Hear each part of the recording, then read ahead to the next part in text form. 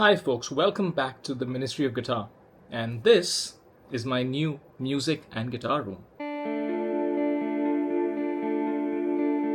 So what I wanted to do with this video is, even though my room is not complete yet, I still wanted to give you guys a flavor because it will take a bit of time to go from 95% to 100%.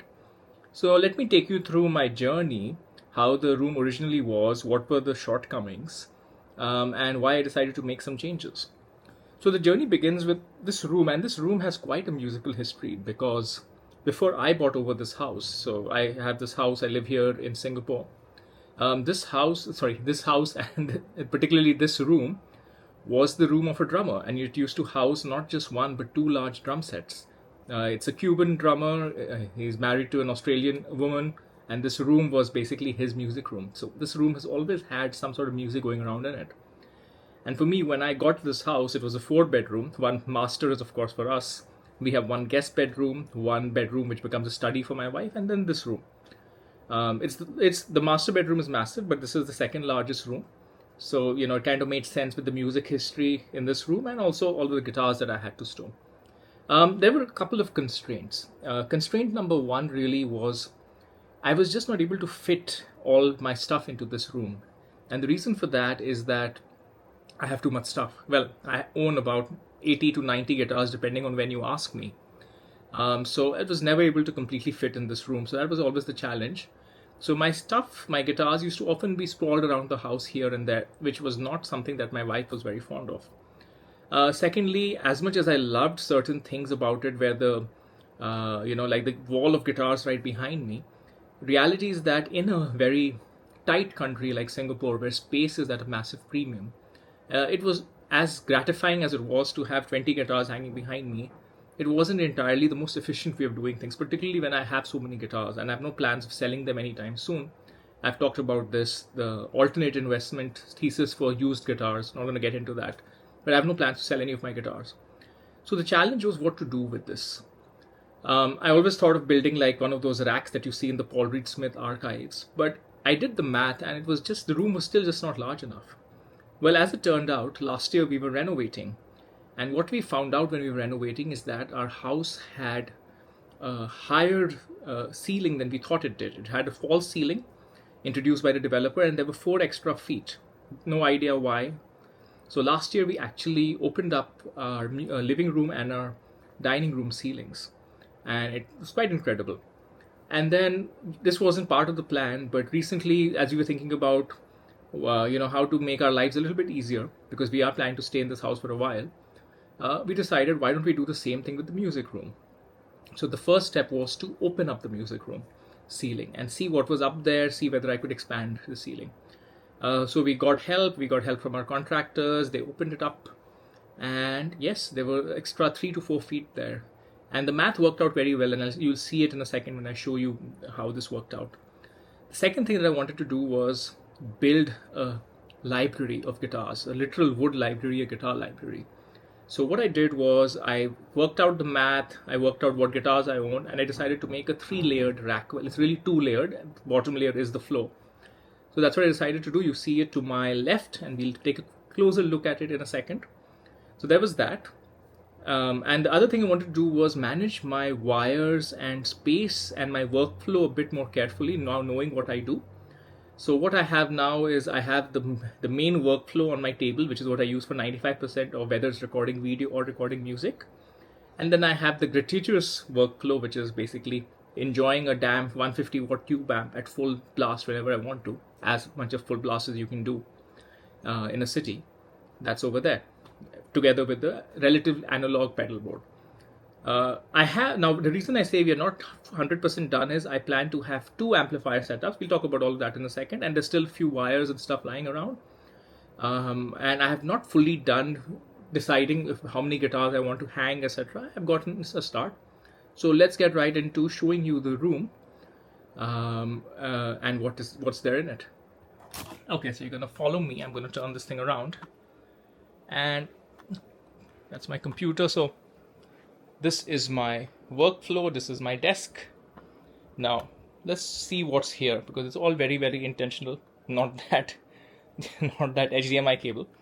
But as I talked about in the in progress video, edit time, I am a genius, so I forgot to put the in progress video. So check it out, and then you will have context in terms of what I show you in the room. So for any home studio, you really start off with the brain of the whole thing, which is going to be ultimately your computer and your audio interface. So what I have over here is I have a Focusrite. This has got multiple channels. I think it's got more than 8 or 9 or 10. I don't know how many. It's got more than I can imagine. And this, together with my Mac Studio, is the brain of the entire thing. There's a monitor as well, which is outside the room. We don't need to worry about it. And everything is going to originate from here and percolate all the places that you see. Because ultimately, for me, I'm as much of a recording musician as much as I am of a bedroom self-performing gigging. So everything has to be recordable. I should be able to get all my sounds. And by the way, of course, I've hung a few guitars, a few nice guitars. That's a separate story, just for fun. So what we do over here is this audio interface gets connected to the computer. That's obvious. For speakers, ultimately what I use are studio monitors. So studio monitors and a cup of coffee. The studio monitors serve as the speakers for the computer. They serve as the speakers when I record stuff, when I need to monitor stuff. The studio monitors are brilliant. They're by Yamaha. I don't remember the number, but they are the good ones, whatever that means. They're pretty good. So now let's talk about the signal chain that will originate from here. Hopefully I'm not boring all of you. So beginning here, because these are powered inputs, which means that these can get powered by the Focusrite, I have two microphones, one on the left of the table, one on the right of the table. Why do I have two microphones? In case I have two singers, or sometimes we do a little bit of podcasting from this room with another person. So it's always good to have two microphones. Then extending from input number 3 over here, that would go to my FRFR. So FRFR for full frequency flat response speakers are amazing. They can be used for guitars, they can be used for keyboards, etc. So my Helix will go into the full fat response, and it will go straight into the Focusrite, so I can record from the Helix. I haven't decided where I put a second speaker. I may put a second full flat response so I can go stereo from the Helix. Haven't decided, and I will also have a MIDI keyboard over here. It's in the other room, forgot to put it here. So basically, through this full flat this FRFR speaker connected to my Focusrite, I can record guitar using the Helix, and I can record MIDI, which is basically keyboard, using a MIDI controller, a MIDI keyboard. And that's what I will use 99% of the time. But then we get to the good stuff, we get to the toys. So what we're going to do over here is we're going to have two separate tube amp setups, and we'll talk about these setups in the main video. So let's get back to real time. There's the computer, Mac Studio. And there's the audio interface, the Focusrite. That is the core of this entire thing, together with two studio monitors. So that's what we do. That's where everything works. Connected to this Focusrite, connected to this Focusrite Scarlett, I keep forgetting these names of all these products, is this MIDI keyboard, is this Laney FRFR, and this Helix that goes into the Laney FRFR. So 95% of all my recording comes through this. Also connected to this are these two microphones. This is Audio Technica something, and another Audio Technica something. I don't remember the names of these. 802020, I think. As you'll see, I'm very fond of guitars, but I'm not much of a tech geek. So I don't really know. I just know that particular I did some research and I know that it works. And it works pretty well enough for me. So there we go. That's where it begins. And then what's also connected, by the way, to the Focusrite is this setup over here. This setup over here, below all of these guitars, which we're going to get to in a second, is essentially my Hughes & Kettner Triamp 3 into this Boss 4x12. And of course, this pedal board, which needs to be arranged better, hence 95%, goes into this Hughes & Kettner. We've got a few Strymons, got a few volume pedals, still figuring this out. We're at 95%. So that the Hughes & Kettner goes into this aux box, Universal Audio. I also have a Tremonti MT15, which I haven't connected yet, so that's part of the last 5%. And of course, I have another Hughes & Kettner Triamp, since I really love these amps. This is the Alex Lifeson Limited Edition. This will eventually go into the Boss tube expander, and the cab for this will be this Yamaha cabinet. And I have another Hughes & Kettner. This is a combo, obviously. Reason it's here is just for storage, and it's kind of a backup amp really. So I like the sound of that amp a fair bit. Now the guitars hanging around on this side. Some of you may know this. This is the Alexi Laiho ESP. Love this guitar. This is the Gibson Baritone Explorer. So you may have noticed that there are very interesting guitars hanging here. These are odd shaped guitars, and there's a very good reason why the odd shaped guitars are hanging. One, I love how they look. You know, these are kind of what got me in playing guitar in the first place. I was very heavily influenced by James Hetfield and Alexi Laiho. So the Flying V in the Explorer, that's another Gibson Explorer. This one is called the Shred-X Explorer. A black Explorer is literally my dream guitar. And there's a Firebird, a Gibson Firebird 7. And there's a PRS SE Torero for the simple reason that it's white. And I think the white looks really good against this kind of gothic red color that this room is in. So it's pure aesthetic reasons. From a otherwise guitar workflow standpoint, also there's my dog who sleeps over there. That's the dehumidifier that is necessary in Singapore. I have a main guitar stand over here. And then I have two other guitars in easy access. I have the bass in easy access. This is the only bass I own. I'm a very utilitarian person. I know I have 80 guitars, but that's the only bass that I own. So that's there. And then I have another guitar. So basically at any point in time, I have access to two guitars. That's enough for the workflow. I don't really need more. Right? So that's this part. That's a cupboard. Few things lying outside for now. But it contains everything I need. And then, of course, we're going to turn things around. And then we're going to make our way up. And what we realize is, do you see where the air conditioning is? That's where the ceiling used to be.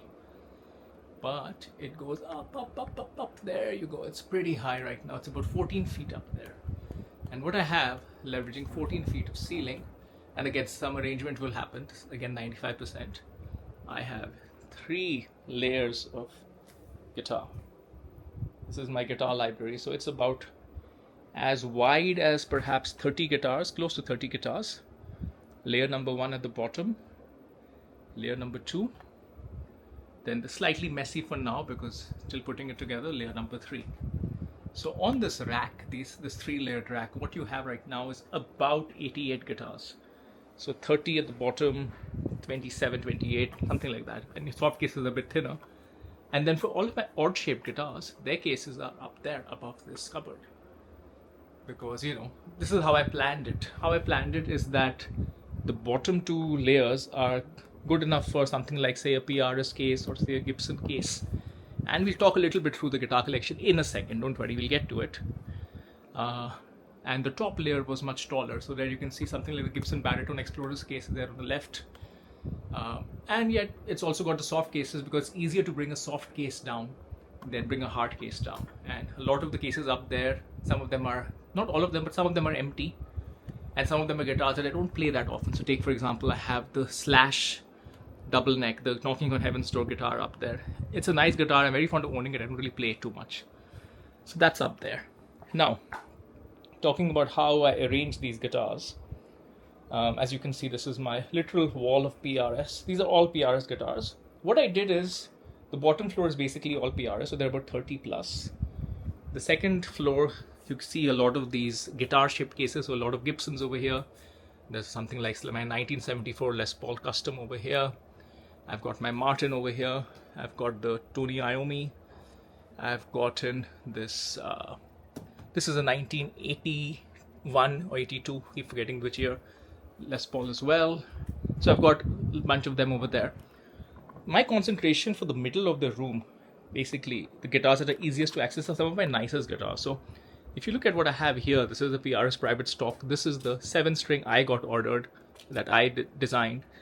This is the Ishibashi Music 6-string, the purple guitar I really like. This is the purple case from Ishibashi Music, another private stock. This, of course, is the Pink Monster by ESP. This is a first-year Paul's guitar, one of the best tops I have in any guitar. This is my first ever PRS private stock that I bought in Japan when I flew there in 2018. This is probably my airline ticket, a business class ticket. I didn't pay for it, just in case you're wondering. It's just a business trip at that point in time. This is the 1986 PRS, birth year PRS. This is a 1990 Ibanez Universe. Very interesting guitar.